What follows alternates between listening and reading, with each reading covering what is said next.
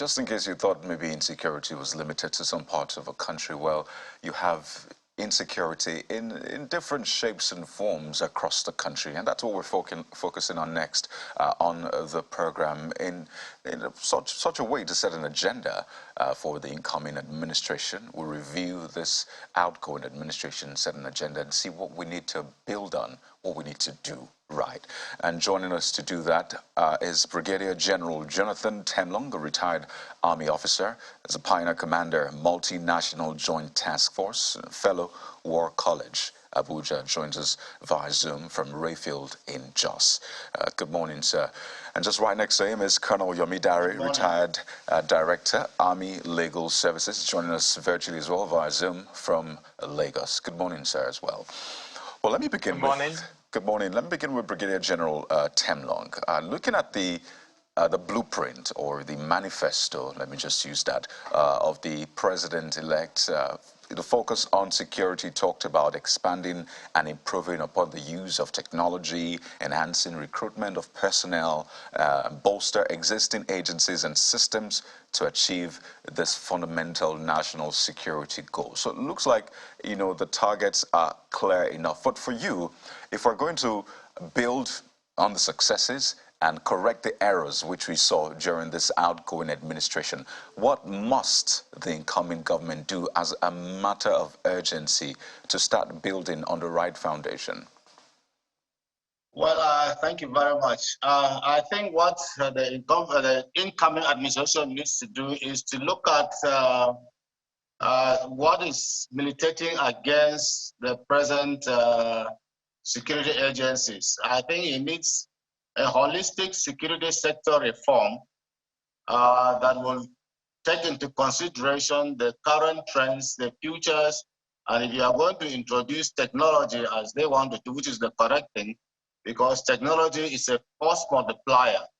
So you need to look at the quality of the personnel that are there, the capabilities and the capacity to handle incoming technologies.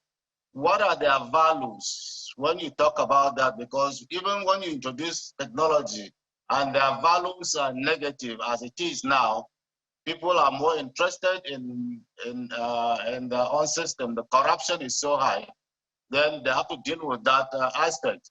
Apart from looking at the holistic security sector reforms, you have to look at, there's a committee that was set up by the outgoing administration to carry out, look at the reforms of the Ministry of Defense and the Armed Forces. That report has been submitted and the recommendations have all been given. Unfortunately, it has not been implemented.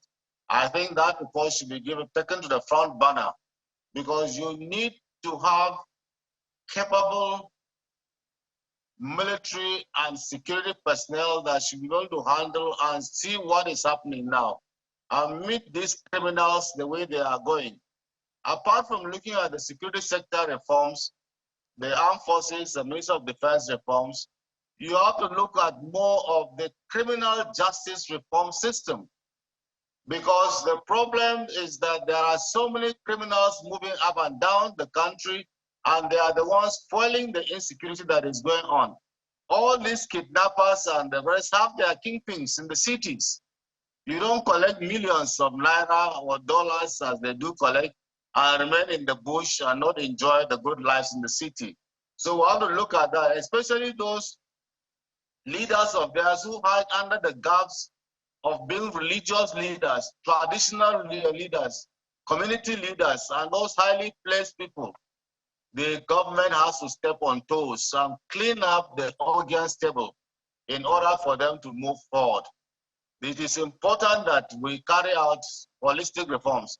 And it looks to look at, again, the National Security Act, which was enacted by the military, and see what it can be done to be able to amend it to provide synergy for the Fulcrum Office of the National Security Advisor to be able to give him advice and coordinate the functions of all the security agencies to have synergy in a way that security agencies do not work in silos, but they work in synergy because they have shifted from they need to know to the sharing of information as it is now, intelligence as it is now. So it's quite important that they do that, because no matter your plans, no matter the policy you enact, those who are going to operate those policies, if they are not mentally prepared, if they don't have the capacity to implement those policies will be dead on arrival. And I think something has to be done surgically, especially on the Nigerian police, because the Nigerian police, as it were, is supposed to be the lead agency in providing law and order. Honestly, I believe that the rate at which we are going, if we do not throw away our national pride and prestige and bring in people to actually train and retrain our policemen, to throw out those bad eggs amongst them and give them proper value reorientation into what policing is all about, not collecting money and the sort of high level of corruption that is going on, we will be back to nothing, because without criminal justice, and once there is no law and order, there is no justice, definitely there will continue to be anarchy on the roads. There will be anarchy in the cities, anarchy in the rural areas, and there is but people who have to defend themselves, people who have to come out with organizations that will hinder themselves. But beyond that, I think the policy thrust of the incoming administration is on the right track, because they have identified the problems correctly. And what they want to do is to bring in technology, because it takes time to train. Because if you want to recruit and put more boots on ground, it takes time to train. It takes time for them to acquire experience to be able to handle. But when you put technology in one drone can do the work of probably a battalion at a time, in terms of reconnaissance, in terms of even having the firepower that it can do. So what you need to do is that while you are introducing technology, you have to start putting foot on ground by training the people. And that means getting the people that are required. And I think the most important thing is getting the Nigerian population itself to understand the roles of the citizens in national security. Because whatever you are doing, and if the citizens are not aware of their roles, and they don't live up to expectation, and they're not able to check even the security agencies when they are not doing the right thing, you are going to have problems. So it has to be a holistic thing, and looking at the whole of the Nigerian population, the security agencies, the armed forces, and then the criminal justice system. Quite an exhaustive response you have given, really, General. And yes, we'll still break it down, but it just goes to show just how much work the incoming administration has cut out for itself that already. Should be looked at and put on the front burner, as you know. All right, if you can hear me, General, just a moment. I was saying that quite an exhaustive response you have given so far. Literally walked us through, the administration of criminal justice, getting the right kind of personnel who will handle if technology were to be deployed well. But let me go to Colonel Dari, because as you were speaking, it hit me that we've been here before. I mean, at the start of this current administration, lots of promises were made during the campaigning process. And what did we see? We saw, terrorism, insecurity moving from the northeast to the northwest, and we saw how bandits actually ransacked communities, held the country to ransom. You recall the train attack, the abduction, series of abductions, even of school children. And this is for Colonel Dari. So it looked like the insecurity or the challenge shape-shifted, moved to other parts, and we started seeing pockets of, occurrences in different areas as well. And it just got me wondering, why is it that, the promises are made? It looks like even the blueprint is there, as we're just analyzing the one for the incoming administration. But when it comes to the real work, when the rubber meets the road, it looks like implementation is a big challenge, and then as we're seeing now, we begin to see things play out differently. So why is that so? Do you want to give us an insight so maybe Nigerians can know how to manage their expectations and even contribute the way they can to the government? Yeah, thank you very much, Kayode, and I salute my very senior colleague, General Temlong, for such a beautiful response to this trend of criminality that has taken over our country landscape. Permit me, Kayode, to just remind Nigerians that today, being the 14th of April 2023, marks exactly 9 years that 276 students were abducted, female students, from Chibok. As we speak, some of them are still under captivity. Some of them have been released. But honestly, for even those released, their lives cannot be the same. It's really sad. Now, the trend is still on. For a while, this abated, probably because of developments, the strategy of the present administration and then the military command. But you also saw that during the electioneering or the elections, things went quiet. But suddenly again, since January 19th this year, we've also had some pockets of incidents. 4 students were abducted on their way back from a wedding of their colleagues. And as we speak, we don't even know their whereabouts. Another incident on the 2nd of April, 2 students were abducted from their hostels, female students. So this trend seems to have come back again. But now back to reality, back to what you are talking about, your question. I think as it stands, it appears as if, in our training, you are taught to also realize that the enemy, equally has a kind of training you have. In some cases, it may probably even better training,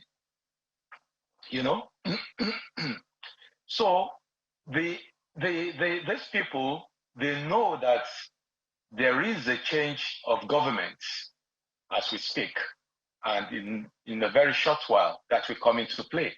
But they're probably looking at the time gap within this change of government to quickly do what they have to do.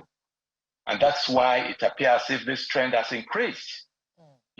This trend has increased. So my advice, as it were, we should do less of rhetorics. We should do less of, classroom things and be practical. I will advise the incoming administration to do a change of strategy. There must be a change of strategy such that any case of kidnapping or banditry that is reported should be dealt with decisively. And such response must be sustained thoroughly. They should ensure equally, just like General Temlong said, there must be synergy. We are not saying that there's no synergy as we speak, but there must be increased synergy between the armed forces and especially the DSS, because the DSS, they are responsible for collating intelligence, and that would feed the armed forces. And there's also the need for them to adopt a strategy whereby there will be good logistics, because for the troops, the bricks, the feed on logistics, there must be proper logistics to take care of the troops. Food must be well supplied, weapons must be supplied, and their morale, they have to boost the morale of the troops. So all these things, I will advise that, the incoming administration should, take very, very seriously. For example, I will also advise that, maybe some state governments can take a cue from what is happening in Kaduna State, even though Kaduna State seems to be, the hotbed right now, for whatever reasons. But I think the governor should be commended for the initiative of setting up, a ministry. It's called the Ministry of Internal Security and Home Affairs. So I mean, such that they'll be able to work with the military, to ensure proper synergy. Look at what happened recently. The moment the military were called in, the response, especially of the air components, whereby they came in and did some what you call interdiction, and they dealt with even those of the bandits that were fleeing from the scene of the mayhem. Well, Colonel Dare, part of the concern is that, the military, the armed forces, have over time been overwhelmed with tackling internal insurrection. And, ahead of the elections last year, there was a lot of talk about, solutions to Nigeria's insecurity challenge. And, the resounding solution recommended was, local community policing, and we're yet to see that. But in response to this, many state governments, the subnationals, have come up with a lot of security initiatives. So in also setting an agenda for the incoming administration, how soon should the incoming administration begin to look at that as an alternative, especially because it was, visibly missing in the constitutional amendment process by the 9th and outgoing National Assembly. So how should it proceed, and how soon should it begin to look at, adopting and producing legislation for community policing as a solution to all forms of security challenges at the subnational level? Well, thank you, Bukola. I'm not part of the, the administration or the transition committee, but I want to believe that community policing has been on the front burner, and I personally am a very strong advocate of community policing. So for whatever reasons, like we've said on this platform before, a lot of people are of the opinion that, you start community policing, that the state government, governors are going to pocket them. Well, let the state government, governors pocket them.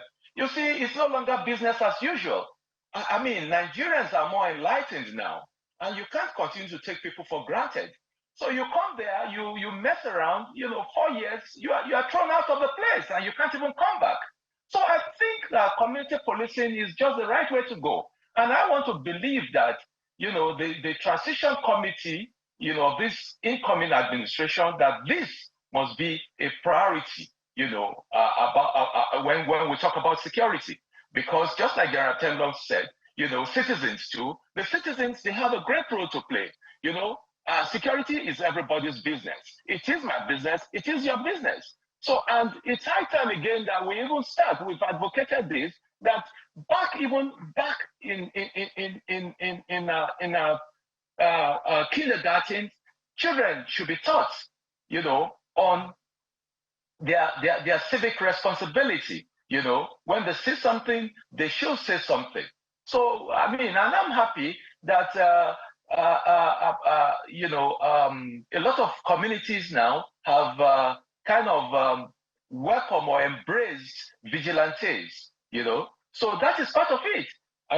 That's, the whole concept, the whole idea of community policing. Everybody should be involved in. The community heads, the ward leaders, everyone should be involved in community policing. So I believe that community policing, it is the way to go. It will go a long way in helping us, And of course, like part of the incident that took place lately in I think it was just last Wednesday in southern Kaduna, where some people went in there. But see, the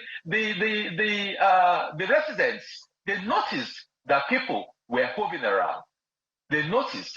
So there's also the need to ensure that the people are educated, they are enlightened on the hierarchy, on how to reach out to security agents so that they can they can quickly come to their aid.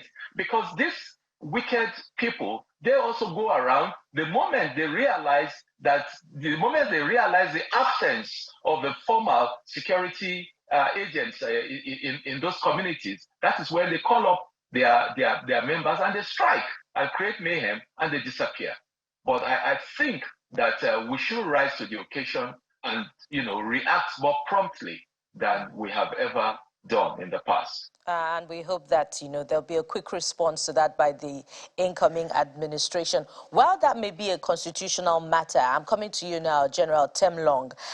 What may not necessarily be a constitutional matter would be an organizational structure where, the president and the subnationals are supposed to meet regularly, to look at the concerns of security at the subnational level and the needs of the security apparatus.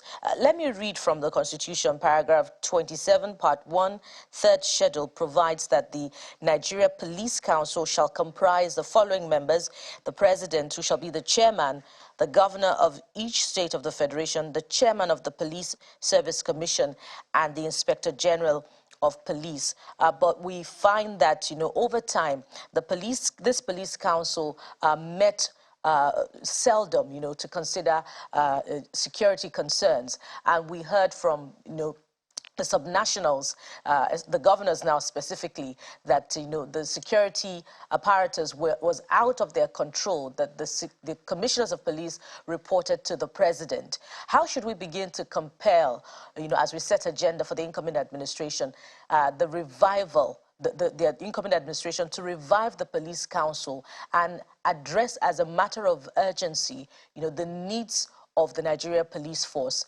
in response to the myriad of security challenges in the country? Well, thank you very much. I think those are some of the problems that we have in this country. If you look at, we have all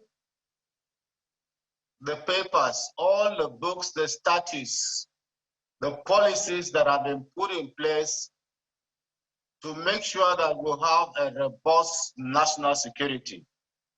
Unfortunately, as I said earlier, is that the implementation of policies have been our bane, because we implement them the way we want them, or in silos, so that they suit the purpose. When state governors were talking here and shouting about their inability to control or to give orders to commissioners of police, I said, why? The police commissioners are members of the security councils, and decisions taken at the security councils are now meant to be either executed or not. And where a police commissioner fails to execute those orders, he makes a report. But most importantly, like you said, the police council, which I've been shouting, I've been talking about it, not you alone. I've never had them sit, because every time we hear when the National Security Council sits or the National Council of State sits, the nation is breathed. But we have not had when the police council, because even the appointment of the IG is supposed to be approved by the police council, as you read rightly in the Constitution. So I think once the federal government usurps the powers of the subnationals should raise it up to the front burner. In any case, all the members of the National Assembly are coming from the subnational governments. They are coming from the states. And so if there is synergy with the National Assembly, then the administration the federal government will be compelled to call this police council. Even the appointment of the IG must follow the proper channel. And if you look at the healthy relationship between the IG, and I thank God with the coming of Mr. Arase, I've seen that the IG police have gone to him and they are talking, and there will be synergy, because there has been a healthy rivalry between the Police Service Commission and the police command, high command, the management. In fact, at a time when the government said they should recruit 10,000 men, it stalled for the whole of that year. They couldn't recruit 10,000. And even when I said here that if you recruit 10,000, they are just like a drop in the ocean. Because if we have 774 local governments and you divide that 10,000 by 774, you will see a number of policemen that will go to the local governments, not the ones that will remain at the state capital, at the headquarters, those who will be deployed on special duties and the rest. You find out that at the end, you might just have about 4, 5, 6 policemen going to a local government. And if you go to local governments today, there are local governments that you don't have up to 100 policemen policing the whole of that local government. They can't do magic. It's impossible. Now, when they even talk, why is our judiciary working? Because at the state level, the state chief judge is appointed by the governor, subject to the confirmation of the National Judicial Council. Now, punishment of those who is done by the National Judicial Council. Can't we step down the police force to see some of those things that way? Even as of now, the punishment of police officers who are done by the police council. So why is it difficult for us to actually come to a midway to have the state governors have some say in it? And you know, these things come up because we don't actually read.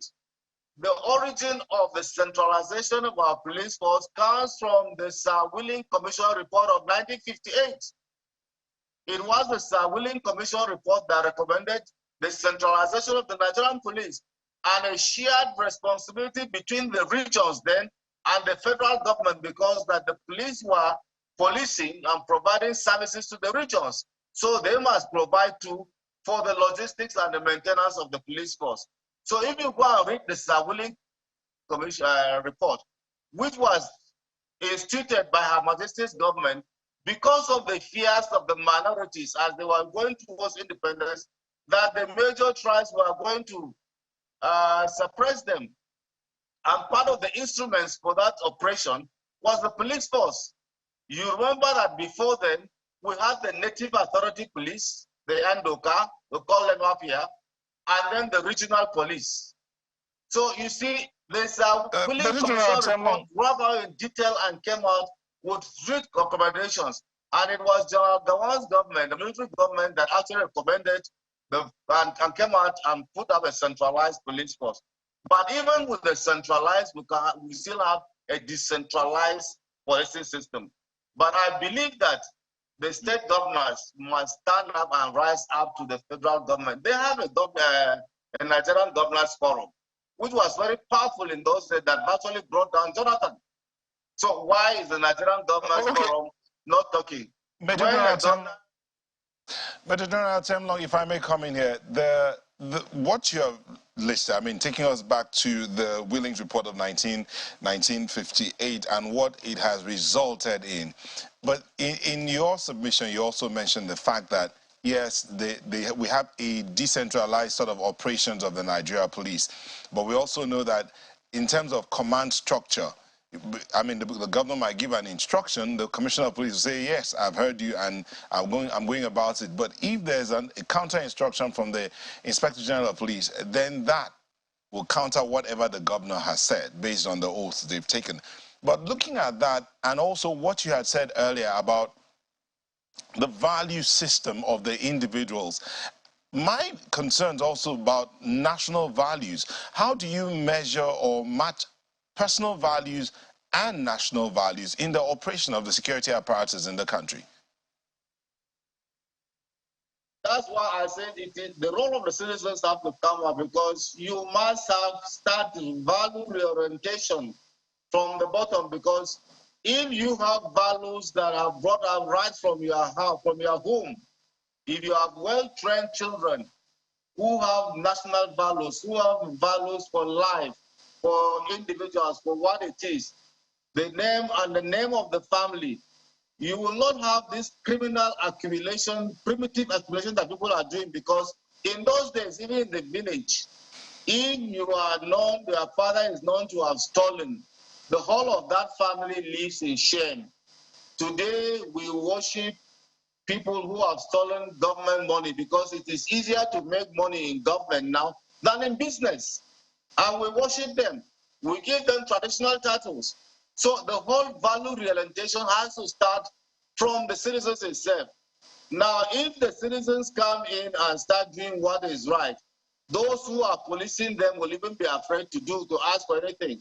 I listened to the tribute of the vice president on the late jurist Jibola yesterday, and on Wednesday when at the Federal Executive Council, and he brought out the values of that man, what he stood for. That a senior colleague of his came out in shame from his office when he went to offer him something. I mean, those are men of values. So if you have those values right in citizens, that's why I said the role of the citizens is in national security. Because if the citizens know what they're doing, I've always been giving this example, say, look, if you don't know how to start giving yourself first aid, supposing like you have a deep cut and you cannot stop bleeding, the first thing is that you call the medics to come. By the time they come and arrive to your place, you have bled to death because you have not been able to provide the simple first aid of stop them to come and take you and give you further this thing.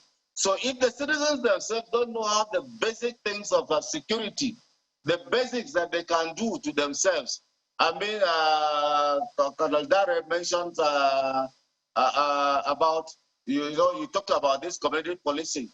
Community policing is about the citizens themselves. In US, you call it, they say, what do you call it? Neighborhood watch. You see all these retired old men and women in shopping malls, sitting on their balconies along the streets. They are the ones policing your streets. Because the moment they see any strange fellow moving around any compound, they call the police, even without alerting you, the neighbor. General, let me interrupt you now and bring in Colonel Yomidari. Colonel, I'm sure that there are a lot of things that General has said that you will agree with. I mean, he's spoken of holistic security reforms, and he's also talked about reorientation of our value system. And these things are needed in not just security, but in largely almost every aspect of our civil life. I'm just wondering, in the immediate term, people need to feel safe. That's the immediate concern, because this holistic security reforms is speaking of and value reorientation is something that is going to be going on for a very long time. It's going to take time to start and maybe time to permeate down the rank and file and even maybe generally in society.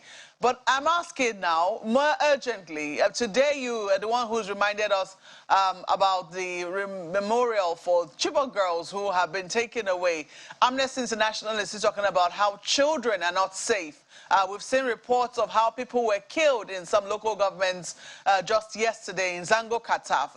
We saw the report from Oshimili, local government area. What can we do in the immediate to at least give people an immediate sense of security, to say that, our security agencies can do the job and provide, while we're doing this long-term work on holistic value reorientation for our security agencies? Well, thank you very much. What I would like to say is that, well, as it stands, everything is work in progress. But the immediate thing that I will advise us to do is to ensure that, especially in these hot spots, these identified areas, that there must be increase in the presence and activities of the armed forces, including the DSS too. There must be a sustained, trend, such that whatever they are doing, the people are not allowed to just be left on their own. There must be synergy. There must be real synergy. And as we speak, Kaduna State, I still repeat, seems to be, the hotbed right now. Kaduna moving to the central, Zamfara, and all this. So there must be presence of the police. It's so unfortunate. You did mention that it appears as if the armed forces are kind of being overwhelmed. But in fairness, why wouldn't they be overwhelmed? Because we seem to have even taken the armed forces away from their, their traditional role.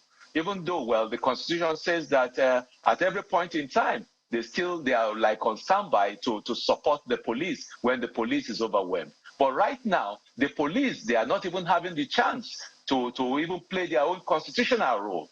And I will also suggest that there is need for proper overhauling, of the police itself. And I'm glad that, just like General Temlong identified, there seems to be a new lease of life for the police with the constitution of the police council, as it were, and the meetings between the chairman of the council and the Inspector General of Police. Well, so these are things that we must think of the overall interest of our country as against individual interests or individual differences. It's high time we put those in the in the back seat and move forward with things that will help our country. Right. Well, Colonel Dari, let's wind down now, pardon me, and let's take the final 30 seconds of this conversation to speak to, what factors you're looking to be played up in the selection of the security team of the incoming administration, from the ministers, the advisors. What factors should be looked out for in populating the security team? And I'll start with Colonel Dari. That we really look at what you call meritocracy, as against just probably trying to look for job for the boys. We must ensure that we put round pegs in the round holes, or square pegs in the square holes. Put the right people there. We all know these things. We don't have to go and start looking too further. We know people who are capable of doing this job. So such people should be put in place to do the right thing, against just trying to placate or to settle some people, So okay, that's just my so meritocracy for you. General Temlong, what qualities should we be looking out for in populating the security team of a coming administration? Well, thank you very much. I think we do not need to reinvent the wheel in choosing a national security team. It has been done all over the world. You look at competence, you look at the capacity of the person, you look at the experience and how they have grown up in the national security system itself. You don't bring somebody who has no experience in the national security system and put him in a national security cell and expect him to function well. You are putting a square peg in a round hole. So if you look at what you need to do is you look at the capacity and the experience of those people, those who actually have some idea of what national security is all about. You look at the character of the person, because character is very important. Okay. If so the person does not have any character, like that, it's not just job for the boys. Right, General. You need people who are going to give selfless service to the nation. Okay, we have to anchor at this point, General. And I know those points have been made quite importantly. I'd like to thank you so much. Competence, character, and being patriotic to the nation. Brigadier General Jonathan Temlong, retired Army officer, Pioneer Commander, Multinational Joint Task Force. Thank you so much for those insights, as well as Colonel Yomi Dari, retired Director, Army Legal Services. Wish we could go on, but we're bound by time. But thank you once again.